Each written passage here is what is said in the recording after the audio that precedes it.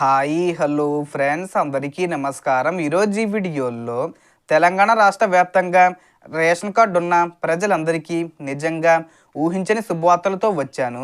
చాలా రోజులుగా ఎదురు చూస్తున్న ముఖ్యమైన పథకాల అమలుకు సంబంధించి రాష్ట్ర ప్రభుత్వం జనవరి నెలకు సంబంధించిన స్పష్టమైన ఉత్తర్వులు జారీ చేసింది.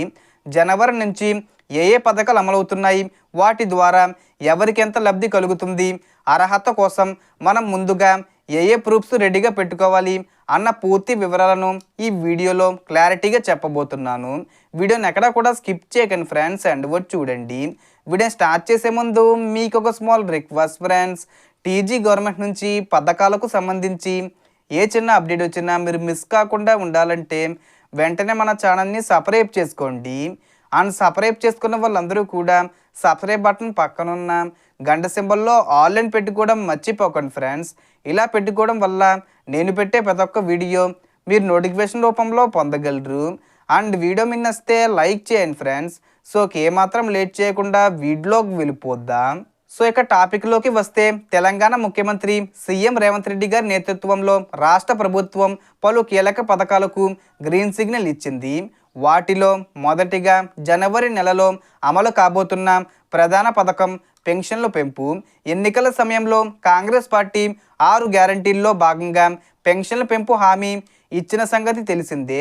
వృద్ధాప్య, వితంతువు, వికలాంగులు తదితర సామాజిక భద్రతా పెన్షన్లను పెంచే దిశగా అధికారులు ఇప్పటికే కసరత్తులు చేస్తున్నారు.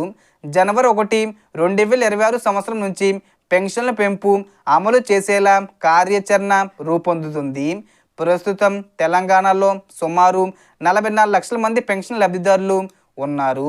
ఇప్పటి బడ్జెట్లో పెన్షన్ల కోసం 11,635 కోట్ల రూపాయలు కేటాయించగా, పెన్షన్లు పెరిగితే ఈ మొత్తం దాదాపు 20,000 కోట్లకు చేరే అవకాశం ఉంది. అందుకే నిధుల సమీకరణపై ప్రభుత్వం లోతుగా పరిశీలిస్తుంది. ఆధార్ సీడింగు, బయోమెట్రిక్ విధానం ఖచ్చితంగా అమలు చేసి బోగస్ పెన్షన్లకు అడ్డుకట్ట వేయాలని భావిస్తుంది. ఈ పెంపు ప్రకారం సాధారణ సామాజిక భద్రతా పెన్షన్ లబ్ధిదారులకు నెలకు 4,000 రూపాయల వరకు, వికలాంగులకు 6,000 రూపాయల వరకు అందించే అవకాశం ఉంది. రెండో ముఖ్యమైన శుభవార్త, రేషన్ కార్డుదారులకు జనవరి 2026 నుంచి పైలట్ ప్రాజెక్టుగా రేషన్ సరుకుల్లో మార్పులు చేస్తున్నారు.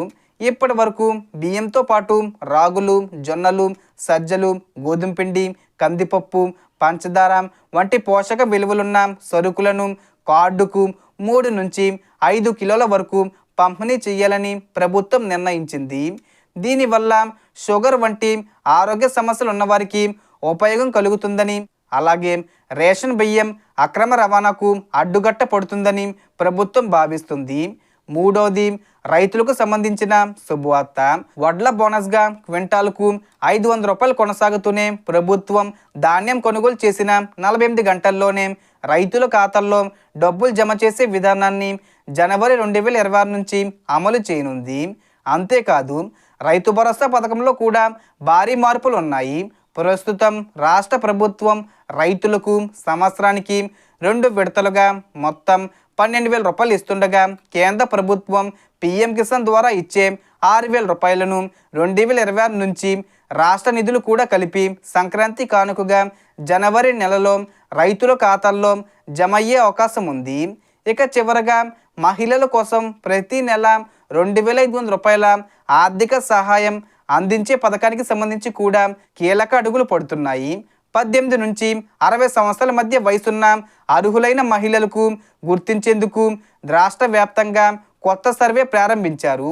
ఈ సర్వే పూర్తయిన తర్వాత జనవరి చివరి వారంలో అర్హుల ఖాతాల్లో నేరుగా డబ్బులు జమ చేసే అవకాశం ఉంది.